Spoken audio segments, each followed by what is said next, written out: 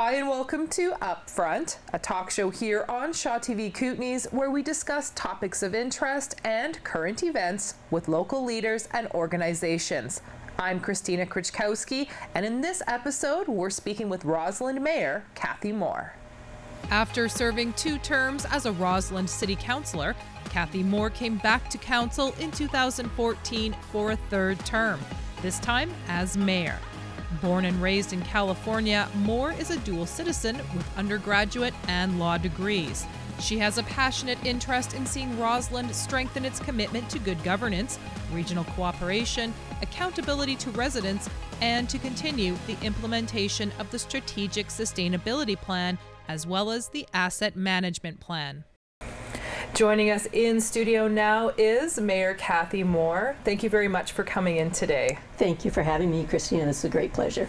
Now, Kathy, you are in your 2nd year, is it the 2nd year of your 1st term being mayor in Rossland.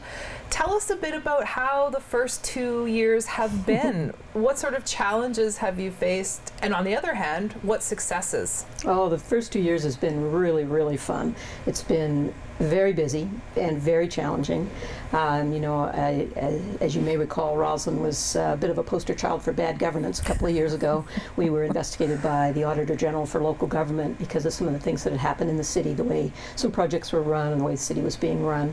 So a new council came in, and our first challenge was actually making some changes in staffing and management policies, things like that. And it took a while. It really took really fully, we were fully engaged in that for about the first year, but we made some great changes. We now feel very confident in the staff we have. They're very professional, they're very accurate. We get all kinds of fantastic financial reporting that we didn't get in the past. So council's very happy with that.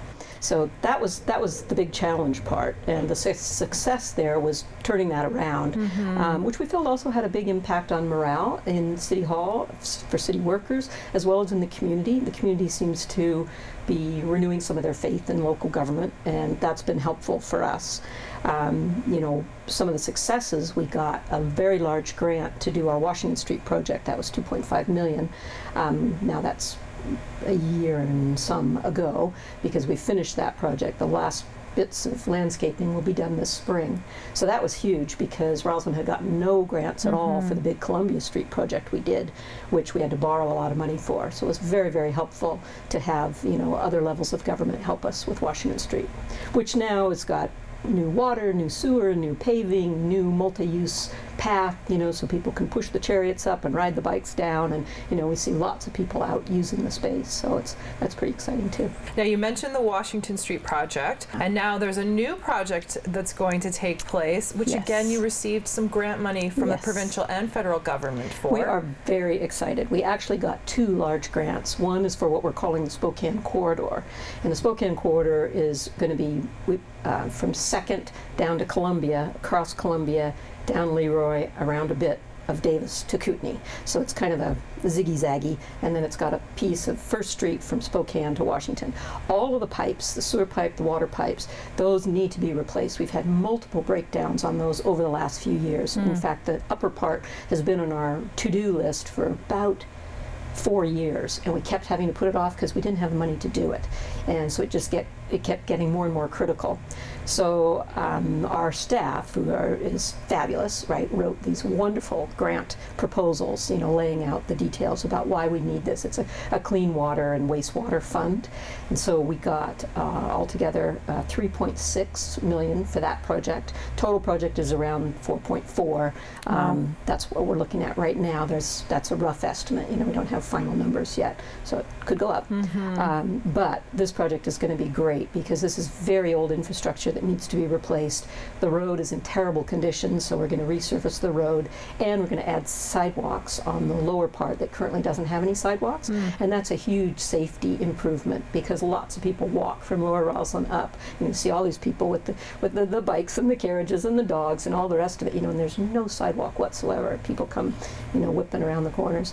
So I'm really excited that we're going to be able to make those improvements. So that's the one big one that we got. Then we also got $415,000 towards a $500,000 sort of a water and waste strategy. It's called, infiltration and inflow, which is where we get a lot of stormwater that enters into our sanitary sewer. Well, everything that goes in our sanitary sewer goes down to trail to be treated before it's released into the Columbia River. And we share that service with our partners, Trail and Moorfield, and we each pay according to how much we contribute. So what you're supposed to be contributing is just wastewater and sewage, right? We're contributing stormwater and runoff and everything because our pipes are so old.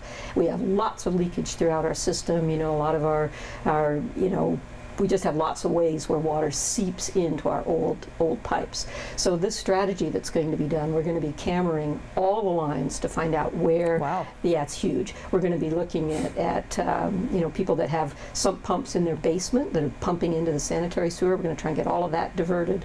We have water that comes off the buildings downtown. That gets into the sanitary sewer. We want to divert that into our storm system because we have a storm system. So, I'm really excited about this stuff. I know a lot of people aren't, talking about sewer and water, but it's a huge expense to the municipality, which means a huge expense to the taxpayers. So getting the strategy in place is going to enable us to go after these high priority areas and make some changes that eventually are going to result in us, having less good, clean stormwater go into the sanitary sewer, so it'll reduce the costs that we end up paying for water that's treated and released into the Columbia. So very excited about those two projects. Another project that was undertaken in the last year or so was the renovation, restoration of the historic Miners Hall. Tell us a little bit about how that project got rolling and where it's at now. Yeah. Oh, this is another really exciting project. The Miners Hall is really our iconic community center, right? It is the first miners' union hall in Western Canada, right? The building is just fantastic. It is a true historic site. Our local arts council, the Rossland Council for Arts and Culture, has really been the driving force with getting these improvements done. They did a lot of grant applications for this work. The city put a lot of money in because we own the building, right? So this year, 2016, we finished the putting a new roof and new siding on the building. The Arts Council's raised the money to turn the 4th floor into a new community space, which is unbelievable. There are these giant beams up there, the original beams, it's this timber, these are giant timbers, and it makes this, huge, the whole length of the Miners Hall, which is very long space, that's now opened up for community space. It's also going to be the green room, so when the Follies, the summer production, Gold Fever Follies is there, the actors will have a place to actually change their clothes and put on their makeup instead of using the little storage rooms down in the basement, right? So it's going to be really nice in that regard. We got some terrific help from Columbia Basin Trust to do the finishing bits of it. There's actually going to be a small kitchen up there too. Oh, nice. And then the front plaza of the building is going to be done. Right now it's really hard for people with any kind of mobility issues to get into that building. So we're changing that, so that's going to be easier access, and there's going to be a place we're going to get another one of our marvelous community sculptures there. But the 4th floor will be done, the whole project should be done by the end of May. So really soon then. It's getting really soon. Yeah, I've been meaning to go in and see sort of an in-progress thing, and I haven't, but people who have said it's just fantastic. So that's going to be great, because we do need extra community space, gathering space in Rossland. We don't have that much. I was going to ask if you had a community center in Rossland. The Miners Hall is our community center. This is it. And the big hall is used for, concerts and weddings and funerals and all kinds of things, exercise classes, all sorts of things. But the upstairs is going to be a smaller space. You could do drawing classes, yoga classes, group meetings, that kind of thing, as well as the green room that'll be there. So it's just great to have that additional space. We're really excited about it.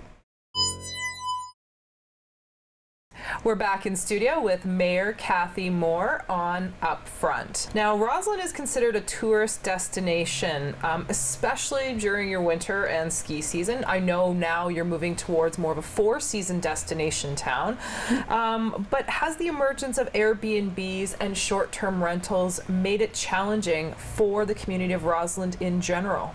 Yeah, we've seen some challenges. This is an issue that was discussed at the last UBCM, which is the Union of British Columbia Municipalities. We meet every year. And we could tell by the number of people that showed up to the session to talk about it, how important it is as such an emergent issue in a lot of communities that see a lot of visitors.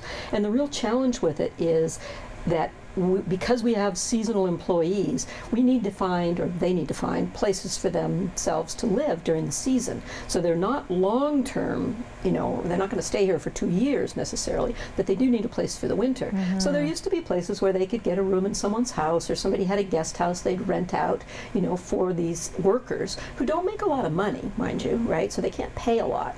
So with the increase in short-term rentals, what we're seeing happening is some of those houses have been taken off the market for the seasonal rentals because the homeowners are finding they can earn more money by doing, flipping them quicker with short-term rentals, or maybe just, not renting them as much and making the same amount of money. So it has been a challenge for us. There's a housing shortage in Rossland anyway, so this doesn't help. But one of the things that we're doing is we put together a task force of people who were, interested stakeholders. Some were from the large accommodators, the big hotels. Some were from people who ran Airbnbs or wanted to, or guest houses. People, Tourism Rossland was involved. We brought a group together to say, how can we as a community, and we had council representatives, right? How can we as a community solve this together so we make a fair playing field for everybody? Because one of the things that the hotels were upset about, they said, well, these little guys, they're just piggybacking on all the money that we spend, because we pay into Tourism Rossland and we have to pay the hotel tax. We have to pay all these things that you guys don't have to do. Meanwhile, Tourism Rossland is promoting the community. The communities there's a lot of vibe in the press, and these guys are reaping the benefit of it without paying. So there needed to be some balance. There needed to be a balance of, one, we need places for employees to live.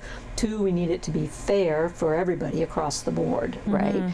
And three, we need short-term rentals. We're not against short-term rentals at all. So it was actually a pretty interesting process. I really believe in task forces. We've struck a lot of them over the last 2 years to investigate various things, but I think they're really good because council and staff don't have, we don't have the expertise in all these different areas at all, right? We're generalists, right? But we go to the community and they have specific ideas because it affects especially when it affects their business, right? Yeah. And so they have the ideas. So they came back with some really good ideas. I know Nelson had put in some bylaws. They hired a consultant to do it. Our task force looked at the bylaws that have been put in place in other areas like Nelson, like Tofino, and others. Plus they talked amongst the group of stakeholders together, and they came up with some good recommendations that council has just now in our last council meeting directed staff to implement. Now, implementation is not just like, oh, great, we're done, right? Implementation is going to take a bit. It affects our business bylaw, which is also currently under review. Hasn't been reviewed since, like, I don't know, 1987 or something ridiculous. So they're reviewing our business bylaw. They're going to incorporate how do we license, short-term rentals. And then also it needs to look at our zoning bylaw. How do we zone for it, right? And then that goes to our official community plan, what we want to see as a community. Because you have to say, well, how many do you want in a given area of these short-term rentals? How many is enough? How many is too many? So those kinds of the finer details are going to be worked out with that staff working with the task force and then coming back to us with the final recommendations. So, not final recommendations, final changes to our business bylaw, our OCP, and our zoning bylaw. Right. So we're hoping for that to be done by late summer or the fall. I'm a little worried that we won't be done in time for it to really have an effect on next winter, right? But that's just the way it goes. We had the task force working, then we took what they suggested, we put it out to the bigger accommodators who weren't on the task force. Some of them were, but some of them weren't, just to get everybody's input, right? So those things take a while. Doing the public's business is never fast. It's the nice thing about a task force too, in my opinion, is that you're giving onus to the community. Yeah, we're giving ownership of it, right? That's really how I see it too. So and our task forces have just been awesome. We've got a new one that we've just started on the arena. So yeah, that's an exciting group too. We've picked representatives from all the user groups, and they are going to sit on a task force with staff and with council, because our arena is a very expensive facility to operate, and it's old, and it needs things, right? Every old building does. But we feel that with getting the user groups involved, maybe they can help increase the usage of it and make it more profitable, so it's a little more comfortable for the city to put taxpayer money into it. Right. So we'll be looking forward to forward to those conversations when that task force gets done with their work. Let's talk now about the Highway 3 Coalition. Now, for the viewers out there who aren't aware, explain to us, what is the coalition and why did it form? Okay, yeah, this is a really neat initiative. This started long before I was involved. So it's called the Highway 3 Mayors and Chairs Coalition, and it's the mayors and regional district chairs of the entire Highway 3 from Hope to the Alberta border. Wow. So you got a big group of people with a lot of different interests all along that road, you know. But what they decided to do, and this was very visionary, was get together and go and talk to the various ministries, particularly Ministry of Transportation, to say, look, as a group, we want these improvements done to Highway 3. So if you drive along Highway 3 now from Hope to the Alberta border, basically anywhere there have been road improvements, that's at the wish and the encouragement of the Highway 3 Coalition working with the province. Wow. It's a group that I absolutely love because I love these collaborative efforts, right? And so we go marching in to visit the minister when we're in Vancouver, Victoria, or wherever UBC is being held, and go talk to the minister. And how can they say no? They can please 20 mayors, you know, and with one decision, right? So there have been a lot of improvements to that highway. There's better signage on the side of Hope. There's, you know, more passing lanes. They've taken some of the, you know, difficult and dangerous curves out of the highway between over, you know, heading towards Princeton. There's a lot. They've done a new intersection in Creston. I mean, there's good things going all along the way. And the thing that's so nice is that the ministry listens to the group. Welcome back to Upfront. We're in our Castlegar studio talking with Rossland Mayor Kathy Moore. Now, Kathy, let's look ahead to the future and talk about what the City of Rossland will be focusing on as far as new initiatives go. Well, looking forward to the future is one of my favorite topics, actually, because we have a lot on the go in Rossland. One of the things that we're working on right now, which will have a huge impact on the future, is our asset management plan. Because, you know, when the city owns all sorts of things, from roads and sewer and water to buildings and everything, right?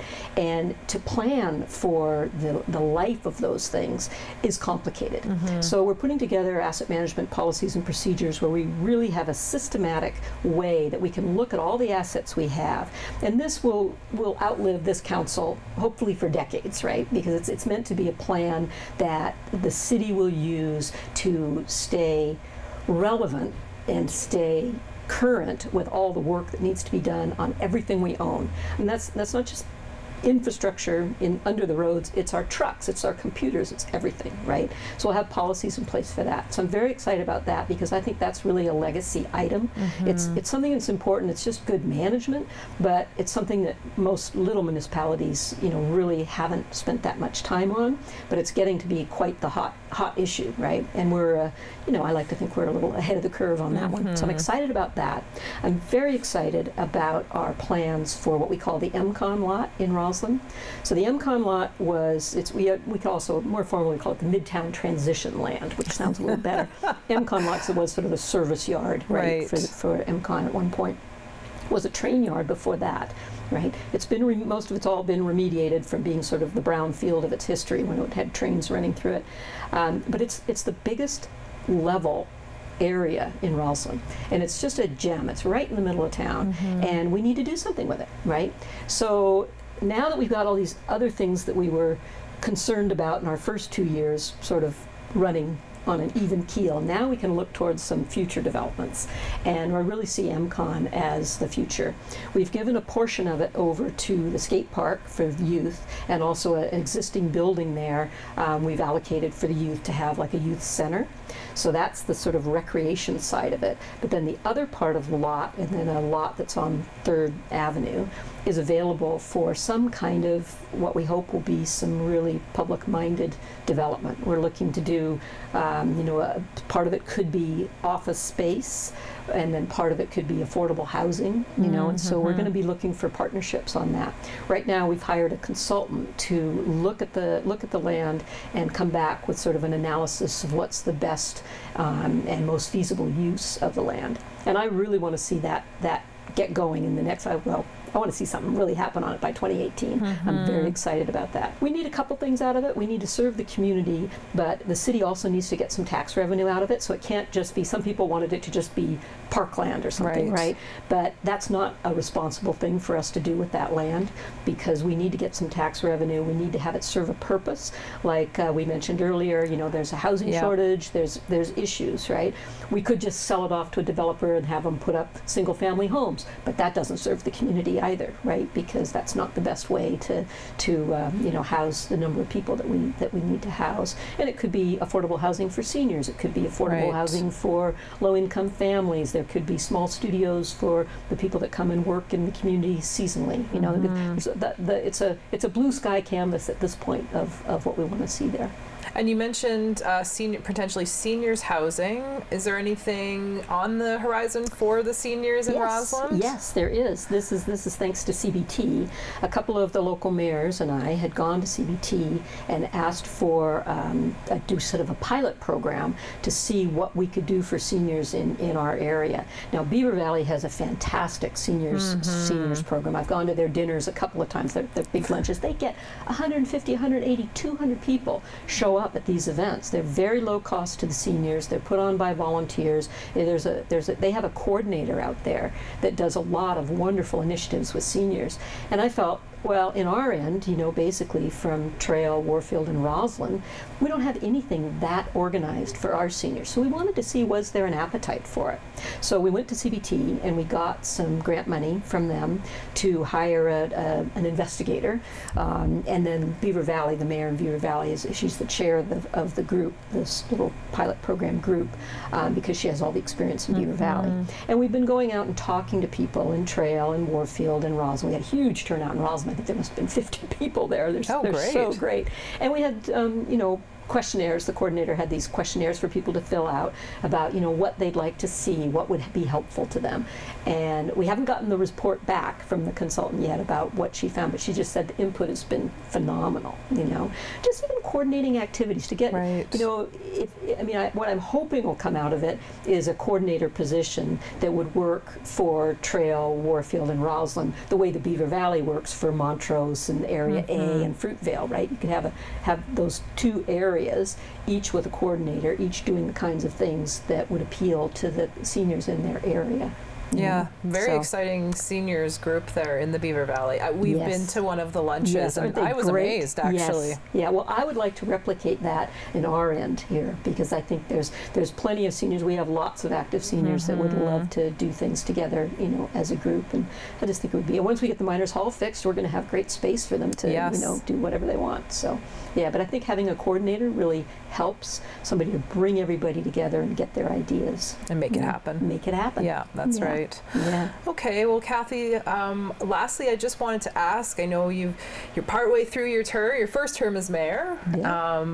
What are you anticipating for the next 2 years as the mayor of Rossland? Well, actually pretty, I should probably knock on wood before I say this, but pretty smooth sailing. I feel like we have our staff in a really good place in City Hall. I'm very, very happy with staff that are working together as a wonderful team from Public Works to all the people inside City Hall. Council is getting really good reports and really good information, so I feel like we're able to make good decisions. I mean, nobody's perfect, and obviously nobody will love all the decisions we make. That's the nature of this business. But you know, things have gotten really, really good. So I anticipate more of the same. You know, we're really looking forward to the new hotel opening at Red. That's going to be a big deal, and we're just seeing more and more visitors come to town, and so hopefully we're getting the Four-Season resort reputation. That'll help, you know, in the off-season bring more people in. So yeah, it all looks very bright. You know, I wanted to share one thing with you.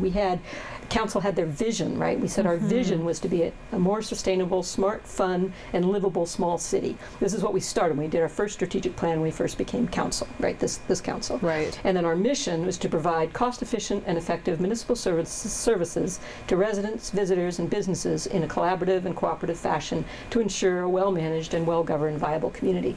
So those two things together are still, I mean, and then we've got reams of detail, right? But those two things together are what I see for the future of Rossland.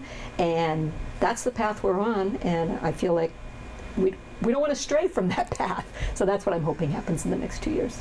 Well, best of luck to you and council. It sounds like exciting times ahead in Rossland. Yeah, it really is. I'm going to really look forward to coming up to see the Miners Hall Good. and see all the changes that happen in town. That's great. Well, you are welcome anytime. Thank you. And thanks for having me today. My pleasure. Thanks for being here. Okay.